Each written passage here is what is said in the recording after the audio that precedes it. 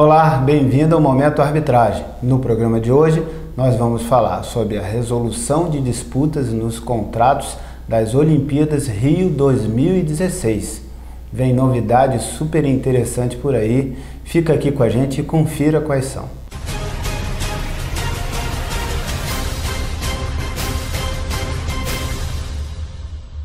Começa agora o Momento Arbitragem. Muito obrigado por sua audiência. Sou Asdrubal Júnior. No programa de hoje vamos falar sobre a prevenção e solução de conflitos envolvendo contratos das Olimpíadas Rio 2016. Para falar sobre esse assunto, tem aqui comigo o Dr. Augusto Figueiredo, que é gerente jurídico de prevenção de disputas e monitoramento de contratos no Rio 2016, o Comitê Organizador. Dr. Augusto Figueiredo, muito obrigado por aceitar nos conceder essa entrevista. Nós estamos aqui participando de um programa de certificação para a formação de dispute boards que vão envolver a resolução de disputas nos contratos das Olimpíadas Rio 2016. Eu estou participando desse programa de certificação, estou extremamente feliz de ter sido aceito para participar desse programa. É um programa de altíssimo nível. Estamos aqui em São Paulo nesse momento, na sede do escritório L.O. Batista, e até agradeço a gentileza de nos ceder esse espaço para que a gente pudesse gravar a entrevista. E a gente está aqui com o criador dessa ideia, que teve uma ideia formidável e que vai fazer toda a diferença para a resolução desses conflitos. Então, muito obrigado por aceitar conceder a entrevista, Dr. Augusto, parabéns por sua iniciativa. Eu gostaria que, primeiramente, você nos esclarecesse o que é o Comitê Organizador Rio 2016, porque quando a gente fala em Olimpíadas, quem não está muito apropriado dessas questões jurídicas envolvendo um evento mega importante como esse, às vezes tem a ideia de que tudo isso é o Estado fazendo. E fica um pouco confuso sobre o que é privado, o que é público, o que é papel de cada um. Se você puder dar uma resumida para a gente sobre como funciona. Claro que sim. Seria um bom ponto inicial para a gente começar. Com certeza. Primeiramente, muito obrigado pelo convite. Realmente, para mim é um prazer, já está sendo um prazer ter podido começar esse projeto que nós estamos juntos aqui desenvolvendo, e também estar aqui falando um pouco mais sobre os jogos e a estrutura do Rio 2016, né? Como você disse, tem muita desinformação realmente ainda sobre o projeto, de papéis, quais são os atores que realmente que colocam esse mega evento de pé, né? O Rio 2016 ele é uma associação civil de natureza privada, né? E sem fins lucrativos. Na verdade, todas as vezes que uma cidade se candidata e é escolhida para hospedar, para receber os jogos, essa empresa, uma empresa nesse formato, ela é constituída para colocar os jogos realmente, para fazer que os jogos aconteçam. É uma empresa temporária, para fazer o evento, depois que acaba o evento, passado finalmente, essa empresa é encerrada. Exatamente. Então, de fato, ela é uma empresa de eventos, né? Então, tudo que é relacionado à execução dos jogos, a execução realmente desse evento, de cerimônias, os eventos esportivos e tudo relacionado a isso, né? Quer dizer, o atendimento dos parâmetros estabelecidos pelo COI para essas competições, enfim, hospedagem de atletas, produção de cerimônias, tudo isso é de responsabilidade do comitê, ou dos comitês organizadores, historicamente, e dentro do processo. E aí, só para a gente entender, essa empresa, então, ela é privada e, naturalmente, ela vai receber recursos privados, ou ela vai receber recurso do governo? Não, na verdade, as fontes básicas de recurso do Rio 2016 são 5. São os recursos de broadcasting, os recursos de ticketing, transmissão, exatamente, da OBC, que é a rede que transmite os jogos, e outras em cada país a retransmissão local, mas quem gera aquela imagem é o OBC. Que é a principal fonte. Principal fonte. Enfim, as outras 4, sem citar em uma ordem de volume, mas a parte de ticketing, né, é a venda dos ingressos, a venda dos patrocínios e a parte de licenciamento também. licenciamento de produtos e tudo marcas, relacionado. Bonequinhos, sim, tudo, camiseta. Exatamente, toda essa parte. E por último, o repasse de algumas verbas pelo próprio Comitê Olímpico Internacional. Tá, eu te fiz essa pergunta porque é muito importante entender. Então, os recursos são privados, porque tudo isso que você falou é fonte de empresas, são negócios, interesses comerciais, tudo isso aí. Então, os recursos são privados e, naturalmente, os contratos que ela vai fazer também são privados. Então, não estão submetidos ao regime da Lei das Contratações Públicas Administrativas, a Lei 8666 de 93. É isso? Sim, exatamente. Não há a submissão ao regime da Lei 8666, embora, de fato, nossos controles da parte de procurement, as RFPs sejam bastante rigorosos e fiquem muito próximos. A seleção, tudo isso. Editais, tem tudo isso, a publicidade que nós damos, mas não se submete a isso. Há, de fato, um compromisso dos 3 níveis de governo de cobertura de um eventual déficit dos jogos. Até porque ele assumiu internacionalmente o compromisso de realizar os jogos. Esse é um compromisso da época da candidatura, mas que realmente o Rio 2016 vem fazendo um grande esforço realmente orçamentário e de projetos para que isso realmente não ocorra e que essa cobertura não seja realmente necessária. E aí, então, o trabalho de contratos que vão ser realizados não são das obras de infraestrutura?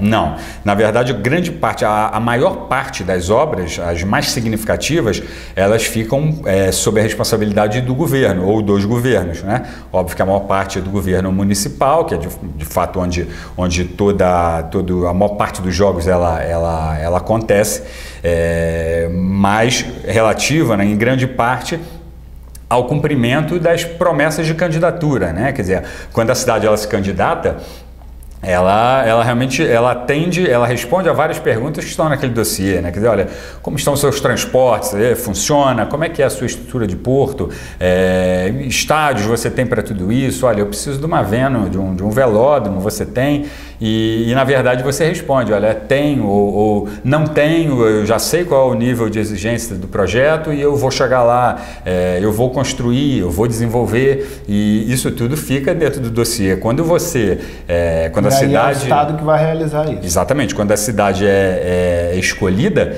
assina-se um contrato, que é o contrato, o Host City Agreement, que é o contrato de cidade-sede, onde são formalizados todos esses compromissos. E aí sim, no nível já realmente de governo, né? Então, seria certo a gente dizer que o comitê organizador, o Rio 2016, que é a empresa que foi criada, teria como papel contratar os serviços para que o evento aconteça e as estruturas apenas temporárias para aquele evento. Seria certo falar isso ou estaria equivocado essa afirmação? Eu acho que em linhas gerais, talvez sim, mas também mais do que isso, né? Porque o comitê organizador ele é realmente o articulador desse projeto, né? Quer dizer, ele também tem um papel de acompanhar a evolução dessas obras por parte dos governos, enfim, essas obras de infraestrutura que não estão sob a nossa responsabilidade, e fazer e integrar essas obras, enfim, algumas estruturas temporárias ou realmente a alocação da utilização dessas vendas, dessa infraestrutura dentro das necessidades do projeto, né?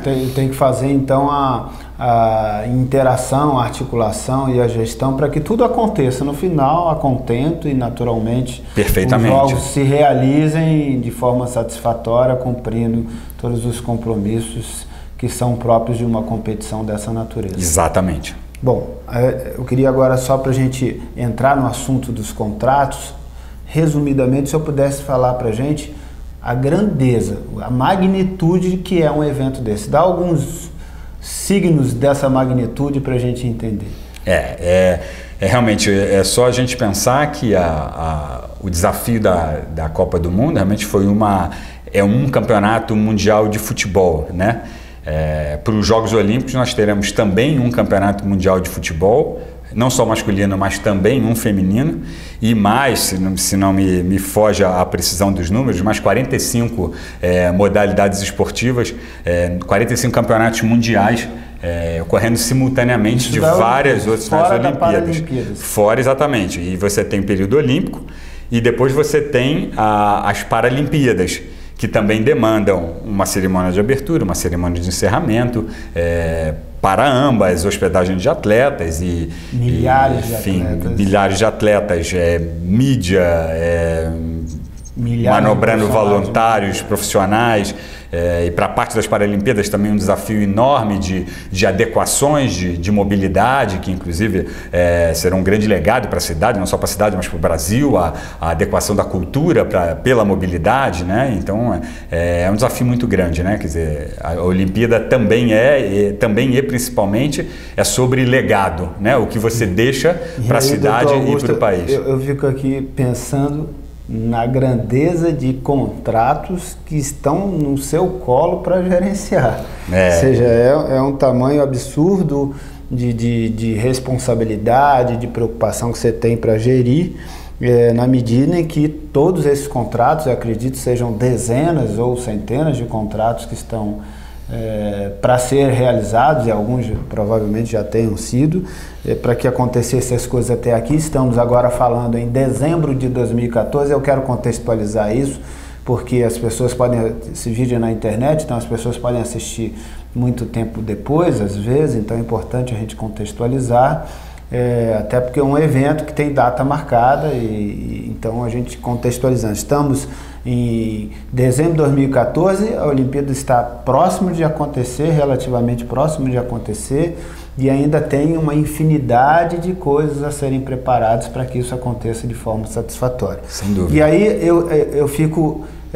pensando, e seguramente foi isso que visitou seu pensamento, para que você tivesse a iniciativa de pensar na criação de dispute boards para resolver os conflitos desses contratos, mas eu fico pensando que seria absolutamente incompatível, inimaginável pensar que esses contratos podem gerar uma série de questões que envolvam disputas, litígios, e isso ser submetido a um sistema convencional de justiça que, por mais eficiente que possa ser, jamais conseguiria, num tempo tão curto, apresentar uma resposta que não fosse apenas resolver os prejuízos das partes envolvidas, mas que fosse fazer acontecer o evento dentro do espaço de tempo necessário, ou seja, cumprindo um cronograma, o calendário estabelecido para que esse evento, que ele não será adiado, ele tem que acontecer numa data certa. Sem dúvida nenhuma. E essa data é muito próxima. Então,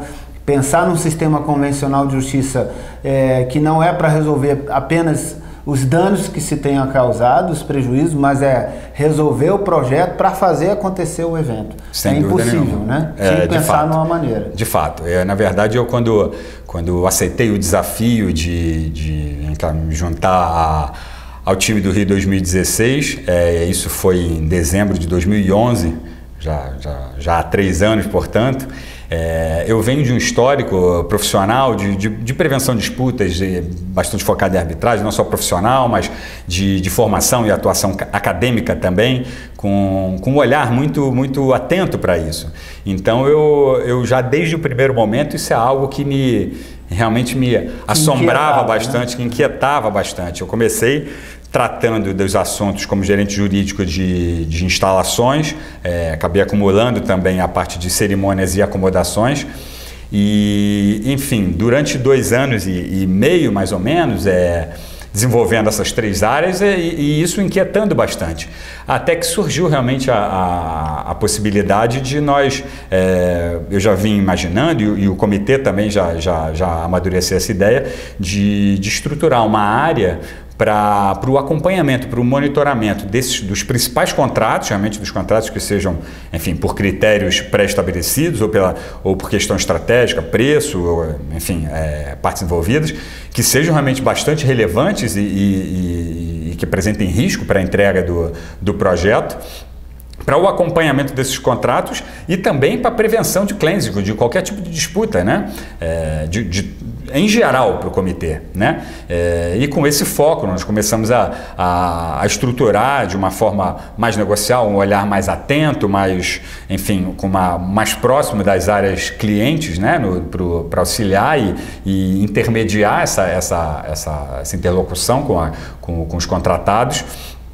E até que realmente especificamente para os dispute boards, enfim, para a criação dos dispute boards, nos contratos de infraestrutura, enfim, da área de instalações, sempre me inquietou muito a forma de solução de disputas, porque na verdade nós sabemos que os contratos de infraestrutura são contratos muito técnicos, né? E nós, como trabalhamos com minutas, enfim, com um aporte muito grande do próprio Comitê Olímpico, muitas vezes você pode ter uma minuta que não é 100% adaptada à realidade daquela entrega. Então é um esforço muito grande de compatibilização dos instrumentos de contratação com o objeto da própria contratação dentro dos desafios do projeto, né? Que a gente está falando aqui de muitos contratos temporários, né? Especificamente os contratos dos overlays, que são não só as estruturas temporárias, mas tudo que de temporário é relacionado à entrega do projeto, como às vezes o fornecimento de energia, de tendas e outras coisas que a gente poderia citar. E, enfim, com o conhecimento e com a frequência ao mundo da arbitragem, né, os dispute boards sempre me soaram como algo bastante razoável, como uma opção a ser trabalhada. Sim, uma opção a ser trabalhada no primeiro momento, porque se nós pensarmos na raiz mesmo da figura do dispute board, ele está muito preso a uma ideia de mega construções, né? A gente vai ver na história um canal do Panamá, uma rodovia, né? Aqui no Brasil a história o caso, na verdade, do metrô, né? Quer dizer, de fato ele chega ao nosso país pelas grandes obras, né? Quer dizer, a partir do momento que o Banco Mundial ele passou a exigir para os seus financiamentos que os dispute boards fossem instaurados e fossem previstos para os contratos, realmente nós, no Brasil, a gente começou a enxergar isso como uma coisa mais real, mas ainda assim muito próximo a essa ideia de mega estruturas. Deixa eu só abrir um parênteses aqui, porque quem está nos assistindo agora pode não ter ainda uma clareza sobre o que sejam os dispute boards, e a gente está falando aqui da aplicação desse instituto e as pessoas podem ainda não estar entendendo, mas o que é dispute boards? Então vamos fazer uma introdução muito simples, muito singela, mas apenas para contextualizar o significado disso. Então dispute board seria, e aí você me corrige e adiciona o que desejar sobre isso, seria a formação de um conselho de profissionais que vai acompanhar a execução do projeto, desde a sua contratação e o desenvolvimento do projeto, se apropriando adequadamente de todas as informações técnicas necessárias para o desenvolvimento desse projeto, e vai periodicamente se reunir para prevenir os conflitos e, eventualmente, na medida que surjam disputas, para orientar com recomendações, e essa é uma das formas, ou para decidir eventualmente disputas que de fato aconteçam durante a própria execução do contrato, garantindo o cumprimento do cronograma e naturalmente que as partes então se submetam de forma voluntária às deliberações que esse conselho de profissionais, que são os boards, ou seja, vão formar esse dispute boards, vão apreciar e deliberar no desenvolvimento desse projeto, mas tendo como premissa fundamental garantir a execução do projeto no tempo e respeitando o cronograma estabelecido. É isso? Perfeitamente. Grandes linhas, eu acho que é exatamente seria essa definição do Instituto, né? Quer dizer, é uma ferramenta contratual, de fato estabelecida voluntariamente, ou seja, a origem dela é a previsão no contrato, a semelhança... As partes vão escolher esses profissionais. Exatamente, a semelhança de forma realmente semelhante à arbitragem. Só que durante o projeto. Só que durante o projeto, na verdade, qual é a grande vantagem, né? Realmente? A previsão da instauração do dispute board, ela já prevê que as partes, enfim, procedimentos à parte, que acho que realmente o detalhamento do Instituto pode ser feito caso a caso, as regras que se aplicam, mas realmente grandes linhas, cada parte indica um membro e, enfim, um acordo consensual, é uma indicação consensual, quer dizer, eu aceito a sua indicação, você aceita a minha, e os dois membros, usualmente, eles indicam citam o presidente do board, que usualmente também tem um viés mais jurídico, até para uma questão da condução do procedimento e de uma qualidade das decisões que forem ali prolatadas, né? E de fato ele acompanha em um formato assim, preferencial, e de fato é como a gente vem imaginando. Esse board ele é contratado simultaneamente à assinatura do contrato, e a partir daquele momento ele passa a acompanhar isso no modelo permanente, né? Quer dizer, a gente pode depois fazer uma pausa para explicar um ou outro, mas pela regra, né? Ele acompanha permanentemente a execução da obra. Sem existir disputa nenhuma por hora. Exatamente. Até mesmo para tentar evitar que ela venha Perfeitamente. existir. Com esse acompanhamento do board, ele consegue ali sentir a temperatura do relacionamento das partes, ele tem acesso a registros diários de obras, a cronogramas, ele faz visitas ao site, então ele consegue se antecipar aos problemas que porventura eles serão levados, né? E, enfim, as partes, óbvio, continuam com a sua liberdade negocial, enfim, mas podem submeter ao board não só claims, ou seja,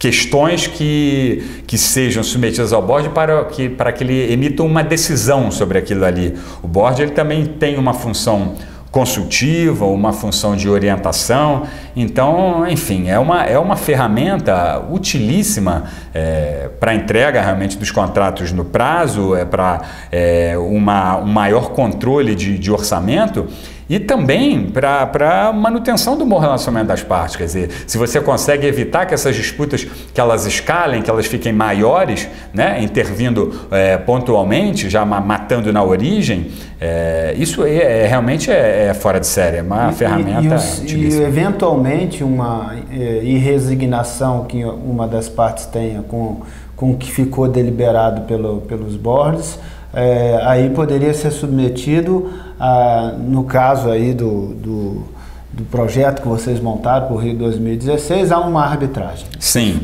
Mas aí já respeitando aquilo que foi decidido pelos boards para que seja executado imediatamente, e aí vai se resolver na arbitragem apenas eventuais responsabilidades que sobejam a isso. De fato. Na verdade, a grande vantagem do board é o compromisso de as partes cumprirem a decisão do board e, com isso, seguir a obra. Quer dizer, se de fato depois da decisão do board tiver alguma insatisfação, se está certo ou se está errado, a gente pode discutir depois. Mas naquele momento há uma decisão de profissionais extremamente experientes que estavam no momento do ocorrido, quer dizer, on-site, com todo o acesso. Quer dizer, a diferença realmente da arbitragem para o dispute board é que ele está acompanhando ali, né? Quer dizer, ele está decidindo, ele está vendo o mérito. Ele é o juiz de campo, ele é o juiz de linha, ele vai apitar na hora. E é por esse motivo que, historicamente,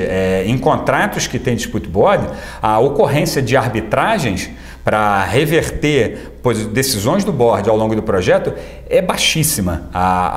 Enfim, toda a produção que se tem de informação, de livros e de artigos e de registros históricos, a incidência é pequena e a reversão é menor. É baixíssima a incidência de discussões em arbitragem para contratos nos quais o dispute board é previsto, e em ocorrendo a discussão na arbitragem, ela não prospera. Pouquíssimas vezes ela reverteu. Ela realmente reverteu a posição do board. A conclusão que foi dada. Até porque quem estava ali conhecendo do contrato profundamente, acompanhando, tinha em geral boas condições de tomar a decisão mais adequada, mais sensata.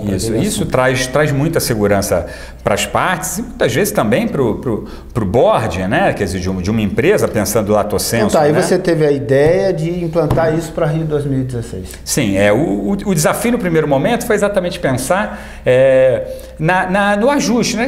Poxa, o dispute board ele é sempre utilizado para coisas muito grandes, né?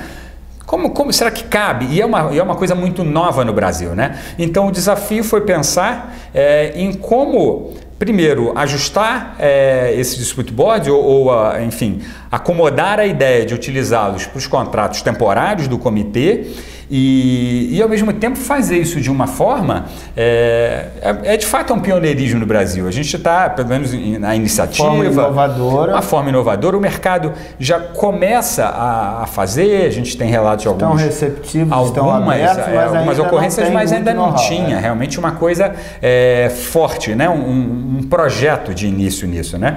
E, enfim, comecei as conversas pensando em como atrair as pessoas certas para o projeto, né? Até para trazer a transparência e a isenção, a credibilidade necessária, né? Eu precisava ali dar o start, colocar isso em marcha e me afastar, voltar a ser depois parte, né? Assim, voltar para o meu local de parte.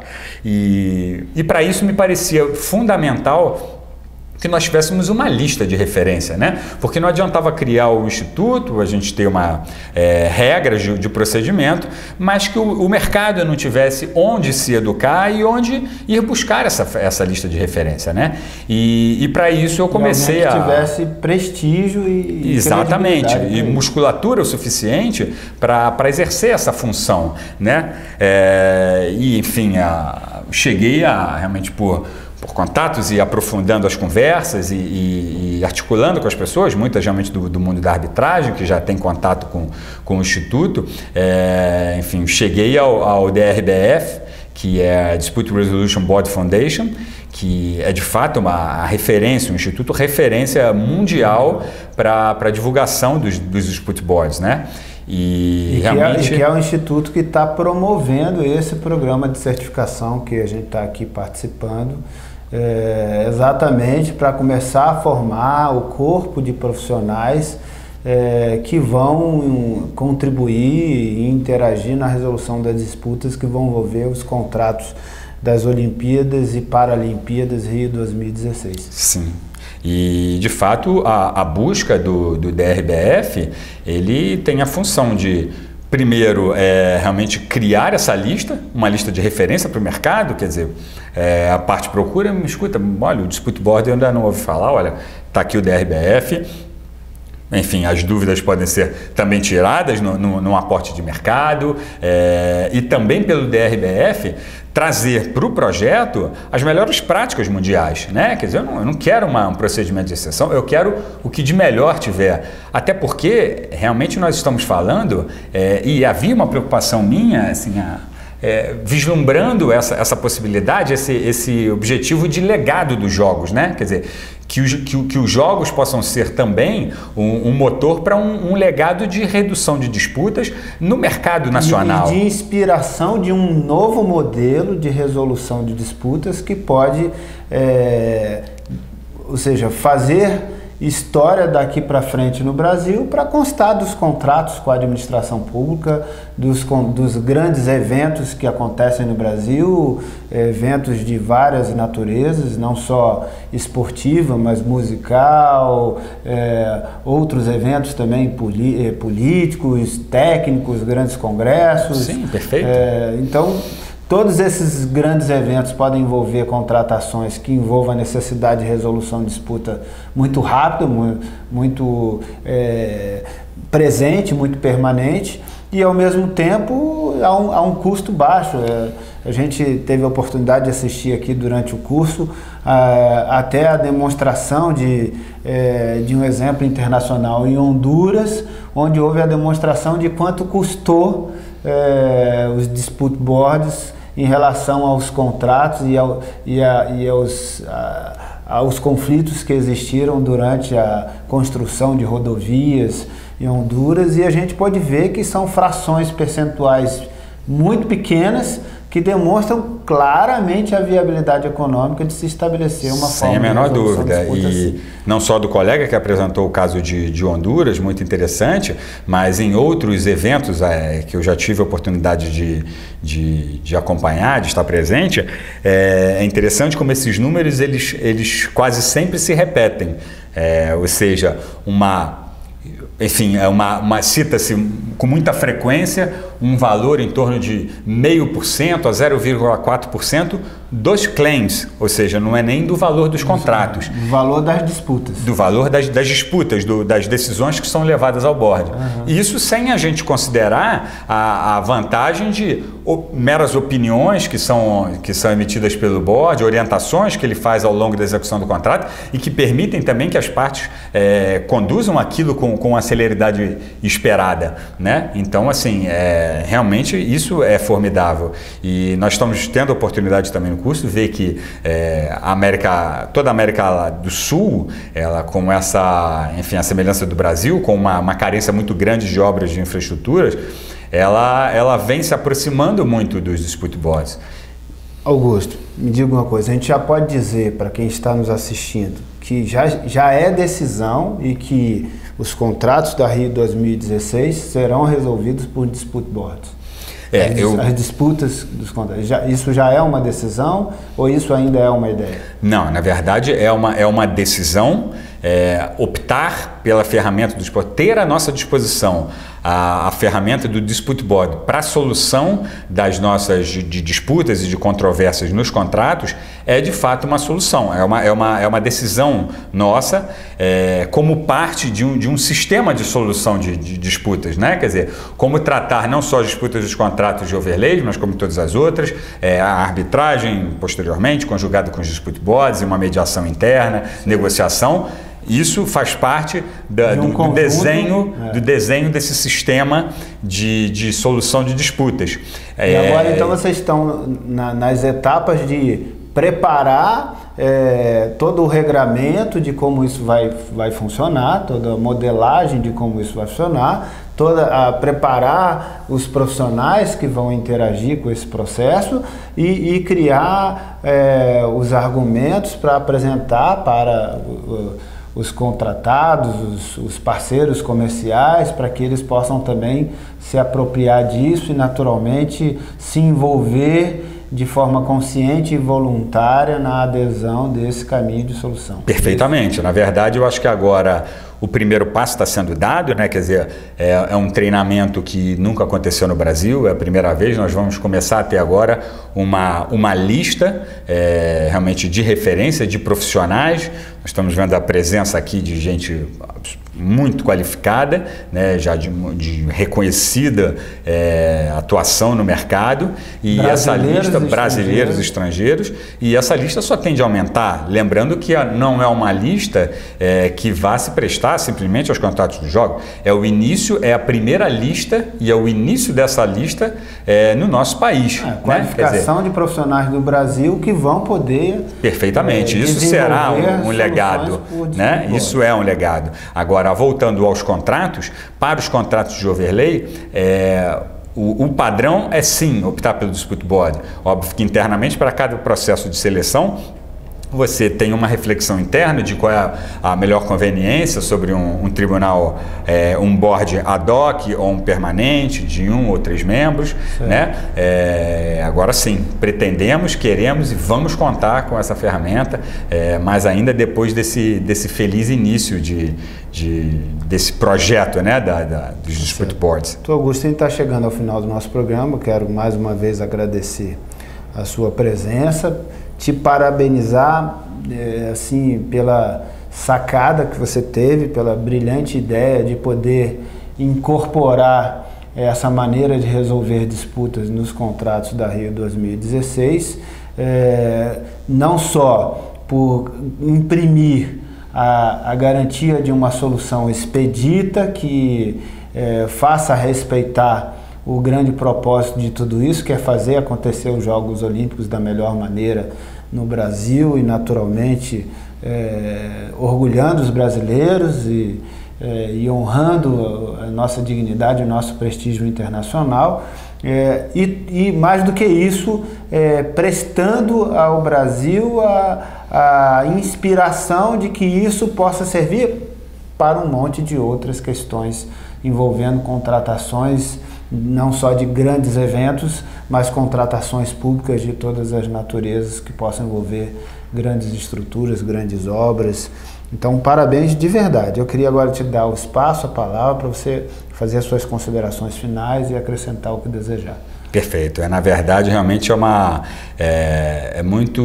satisfação muito grande ter a oportunidade de tocar esse projeto, de fazer com que isso aconteça em benefício realmente dos jogos, né? Quer dizer, os jogos, nosso objetivo de entregar jogos on time, on budget, né? Dentro do prazo e dentro do orçamento, não tenho dúvida de que o Dispute Board vão ser fundamentais para que nós consigamos alcançar esse objetivo e também deixando um legado de transparência, né, para a população, para os contratados, para todos os envolvidos nesse projeto. Quer dizer, o nosso objetivo de conduzir esses contratos com seriedade e realmente com um controle muito grande, né, da sua evolução e da entrega, né, deixando realmente mais um legado para o nosso país, para a nossa cidade e para o nosso país. Tá certo. Muito obrigado mais uma vez. E você, gostou do nosso programa? Tema legal, diferente, né? Pois é, compartilha nas suas redes sociais, comenta, manda suas dúvidas, perguntas, sugestões, críticas construtivas, sugestões de pauta. Meu e-mail está aparecendo aí na sua tela. Terei grande prazer de interagir contigo. No mais, você já sabe, me encontra aqui toda segunda e quinta no Momento Arbitragem. Mais uma vez, muito obrigado por sua audiência, um grande abraço para você e até o próximo programa.